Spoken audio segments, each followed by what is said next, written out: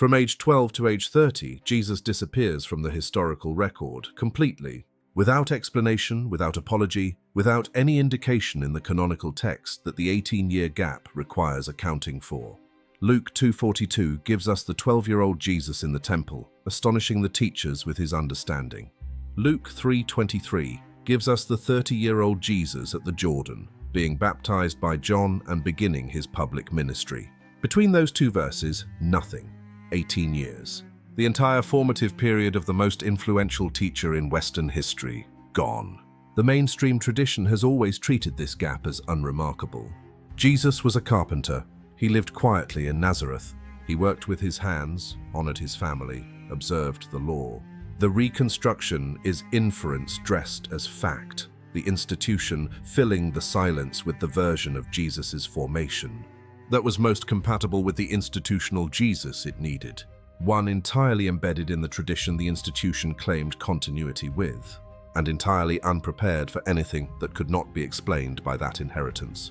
The Gnostic tradition asked a different question about those 18 years, not simply what Jesus did during that time, though it had developed answers, but why those years were erased. What category of formation, what quality of learning, what lineage of transmission was so incompatible that the canonical tradition found it necessary to remove those years entirely rather than simply pass over them in summary. The answer the Gnostic tradition preserved is specific. Jesus spent those years learning gnosis, not carpentry, not the scribal tradition of Torah commentary, the direct, unmediated interior knowing of the divine. That the Egyptian mystery schools, the Essene contemplative communities, the Therapeutae of Alexandria, and possibly the Eastern wisdom traditions had been developing for centuries. And he returned from that formation with a teaching so incompatible with every existing framework of institutional spiritual authority that the only way to contain the teacher, after the attempt to kill him had failed, was to erase the formation. Without the formation, the teaching appears to be an inexplicable supernatural eruption. With it, the teaching appears as exactly what it was, the most sophisticated synthesis of the ancient contemplative world's understanding, transmitted by a teacher who had spent 18 years absorbing it. Tonight we trace those years, in fragments, in inference, in the historical evidence that the institutional tradition's own literature inadvertently preserved while attempting to condemn what it contained. The historical context of first-century Palestine makes the 18-year gap comprehensible in a way that the institutional narrative cannot. Judaism of the temple, the institutional religion of priestly hierarchy, sacrificial system, and Torah observance that the Pharisees administered, was not the only form of Jewish spiritual life available in the world Jesus grew up in. The Essene communities at Qumran and throughout the Judean desert had developed, by the 1st century BCE, a form of Jewish contemplative practice in profound tension with the temple establishment. The Dead Sea Scrolls reveal communities devoted to interior purity, intensive communal practice, and the kind of direct encounter with the divine that the temple's mediational system was not designed to produce. The teacher of righteousness who founded the Qumran community taught with an authority he claimed came from direct revelation rather than from the scribal tradition, an authority model that the temple establishment considered as threatening as the Pharisees considered Jesus's claim to the same. The resonances are not coincidental. The specific authority posture that makes the canonical Gospels note that Jesus taught as one who had authority and not as the scribes. That posture has a lineage. The Essene tradition is the most documented dimension of it. The Therapeutae of Alexandria are even more directly relevant. Philo of Alexandria, the Jewish philosopher who was a contemporary of Jesus, describes in his work on the contemplative life a community of Jewish contemplatives living near Lake Mereotis in Egypt who practiced what he calls the contemplative life, daily meditation, communal study of allegorical scriptural interpretation, and the specific cultivation of the interior stillness that the Gnostic tradition would later call the condition for genuine gnosis. Philo describes them as healers of souls, practitioners of a form of Jewish wisdom that had absorbed significant influence from the Egyptian mystery traditions that had operated in Alexandria since the Ptolemaic period.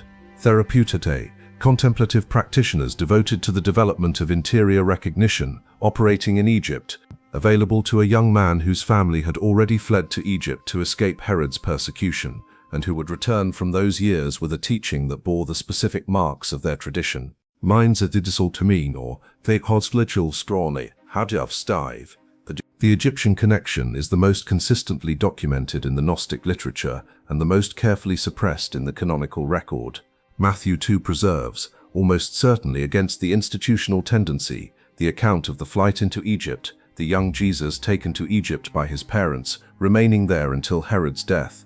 Egypt, the country the Jewish tradition associated with slavery and oppression, the country that the institution had the strongest ideological reasons to deny as a formative influence on the one it claimed as its founding teacher, and the country that was in the 1st century BCE and CE, the center of the most sophisticated mystery tradition in the Mediterranean world.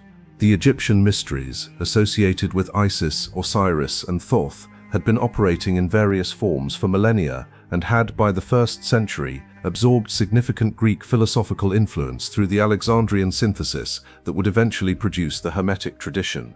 The cosmological framework of those mysteries, the divine spark imprisoned within matter, the soul's journey through intermediate realms at death, the specific practices of interior recognition that allow the soul to navigate those realms, appears throughout the Gnostic literature with a consistency that the historical connection to Egypt helps explain.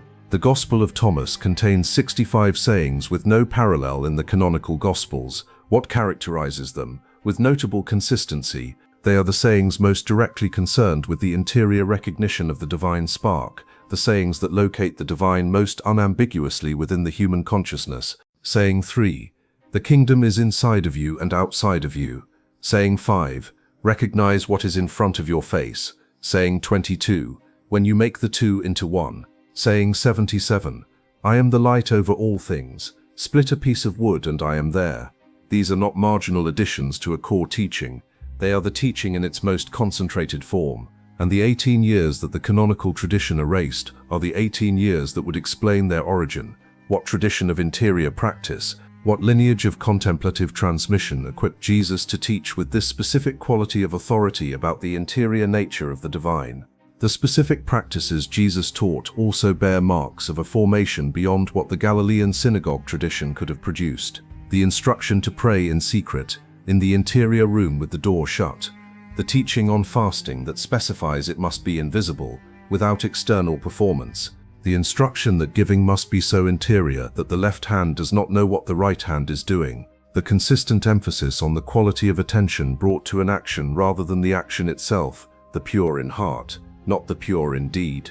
These are contemplative instructions, not ethical teachings. Instructions for the specific quality of interior attention that both the Egyptian mystery traditions and the Essene communities were cultivating through their different vocabularies and methods. The instruction to pray in the interior room is the instruction to practice the specific interior stillness that the therapeute called contemplation. The emphasis on the invisibility of fasting and giving is the emphasis on the interior orientation of practice rather than its social performance, the specific turn away from the archon mechanism of social identity that genuine contemplative practice requires as a prerequisite for the recognition it is designed to produce. These are the marks of a teacher who was trained in the interior practices of the ancient world's most sophisticated contemplative lineages, not invented, received, transmitted through the specific community or communities that the 18 hidden years were spent within. I have created a free guide to accompany this teaching. It is called The Hidden Years, a Gnostic reconstruction of Jesus's formative transmission. Inside you will find the historical evidence for the connections between Jesus's teaching and the Egyptian, Essene, and Therapeute traditions, alongside the specific practices from those traditions that appear in Jesus's own teaching. The link is in the description below. The erasure of the 18 years was the institutional tradition's most consequential act of redaction, not because it removed historical information, though it did, because it removed the context that makes the most radical dimension of Jesus's teaching comprehensible. Without the 18 years, the teaching that the kingdom is within you appears as a shocking departure from the tradition Jesus emerged from, a sudden, inexplicable, divinely inspired inversion. With the 18 years, it appears as exactly what it was, the synthesis of the most advanced contemplative understanding of the ancient world, transmitted by a teacher who spent his formative years absorbing it from the traditions that had developed it most completely. Erase the formation and the teaching becomes the institution's property, an inexplicable supernatural eruption that only the institution that claims succession from the teacher's immediate companions can properly interpret and administer. Preserve the formation, and the teaching belongs to the tradition that produced the teacher, a tradition that runs through Egypt and Qumran and the Therapeutae and every other lineage of interior contemplative practice that the first century's synthesis was producing, a tradition that no institution claiming inherited authority over a dead teacher's teaching can fully own. The years were erased precisely because of what they would reveal about who the teaching belonged to. They reveal it still, in the 65 sayings in the Nag Hammadi library, in the specific quality of authority that the canonical Gospels themselves preserve, in the phrase that the institution never managed to fully domesticate. He taught as one who had authority, and not as the scribes. The 18 years produced that authority. The tradition that produced those years produced the teaching, and the teaching, traced back to the tradition that produced it, is a teaching about the interior divine that no institution can own, because it specifically and repeatedly and precisely denies that the divine is anywhere that an institution can manage access to. The kingdom is within you. It was within you before the institution existed. It will be within you after every institution has dissolved. The 18 years were erased to prevent you from knowing that. Subscribe to the Gnostic archive, where we recover what was erased, week by week, because the recovery is the practice, and the practice is the teaching, and the teaching has been waiting in the gap between Luke 2:42 and Luke 3:23 for the consciousness ready to read what that gap actually contains. The relationship between Jesus's formation and the Hermetic tradition, the synthesis of Egyptian wisdom and Greek philosophy that was being actively developed in Alexandria during the period of the 18 hidden years, deserves attention that most presentations of this material do not give it. The Corpus Hermeticum, the collection of texts attributed to the legendary sage Hermes Trismegistus and compiled in Alexandria between the 1st and 3rd centuries CE, shares with the Gnostic texts a cosmological framework so similar that scholars have debated for decades the direction of the influence. The Hermetic texts describe the divine spark within the human consciousness, the journey of the soul through the planetary spheres at death, the specific interior practices that allow the consciousness to recognize its divine origin, and the teaching that the kingdom in the Hermetic language, the divine nous, is within the human consciousness rather than in any external location. These are not the independent parallel discoveries of unconnected traditions. They are expressions of the same synthesis, the synthesis that the Therapeutae were developing in Egypt, that the Essenes were developing in Judea, and that Jesus absorbed during the 18 years that the canonical tradition erased. The specific marks of this synthesis in Jesus' teaching are visible to anyone who knows what to look for. The healing practices that the canonical Gospels preserve, the laying on of hands, the specific quality of attention Jesus brought to each healing encounter, the insistence that faith in the person healed was the operative factor rather than anything the healer did. These are the specific practices of the Egyptian therapeutic tradition. The Therapeutae were healers. Their name means healers, and their healing practice was the application of the specific quality of interior recognition that their contemplative practice cultivated to the suffering of the body and soul in others. When Jesus heals the blind man by placing mud on his eyes and instructing him to wash in the pool of Siloam, he is not performing a supernatural miracle independent of any tradition. He is applying a specific technique from a specific tradition that he learned during a specific period of formation that the institutional record erased. The Jesus who emerges from the 18 hidden years, the Jesus who returns to Galilee and begins teaching with the authority that makes the scribes and Pharisees notice that something fundamentally different is happening, is not the inexplicable supernatural eruption that the institutional narrative needs him to be.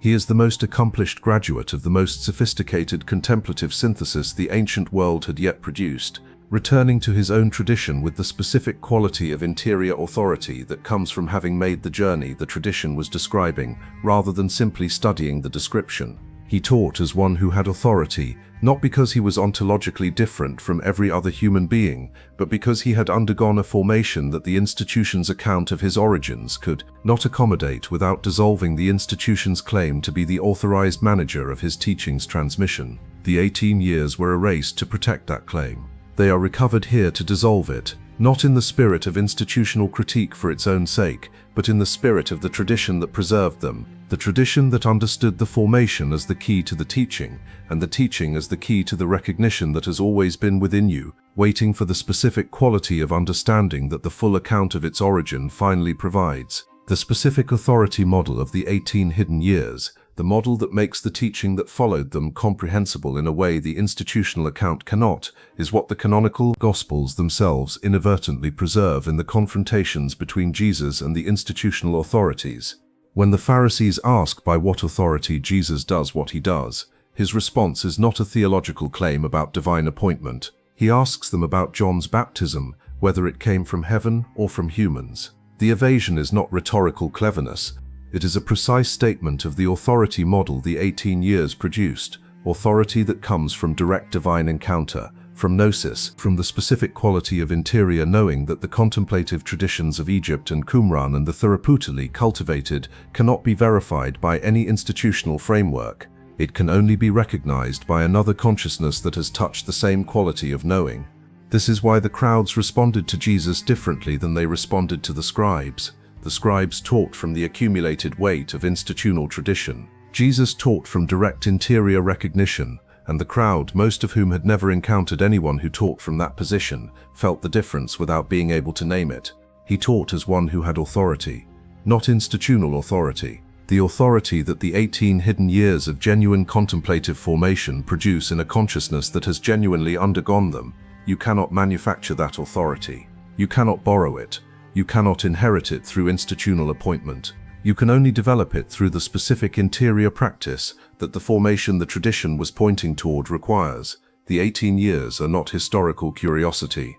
They are the invitation to undergo your own version of the formation through the practices the tradition preserved precisely so that the souls who needed them could find them and begin the interior work that generates the specific quality of authority that nothing external can give and nothing external can take away. Begin. The authority is interior. The formation is available. The 18 years are recovered. Subscribe to the Gnostic archive, where we trace the formation's dimensions every week, because understanding them changes everything about how you understand what the teaching was pointing toward.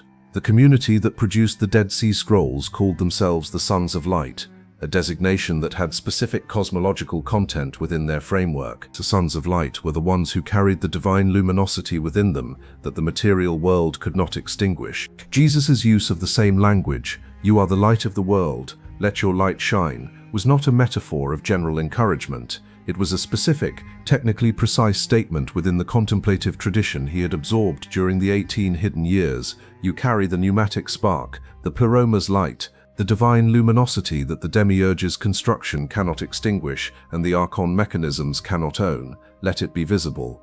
Not through performance, not through the external expression of spiritual achievement that the scribes had made into an art form. Through the specific quality of interior recognition that allows the pneumatic spark to operate through you without the archon filters that normally prevent its expression. That letting is the practice the 18 years produced, and it is a practice available to you now, in the ordinary conditions of your ordinary life, with the specific resources that your particular lifetime within the demiurge's world has provided.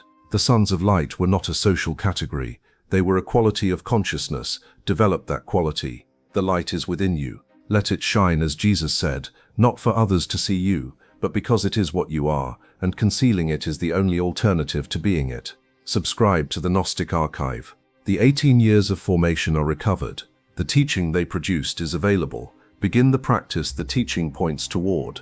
The 18 years left one more trace in the canonical record that the institutional interpretation has never been able to fully domesticate: the quality of Jesus' relationship with those the tradition considered unworthy.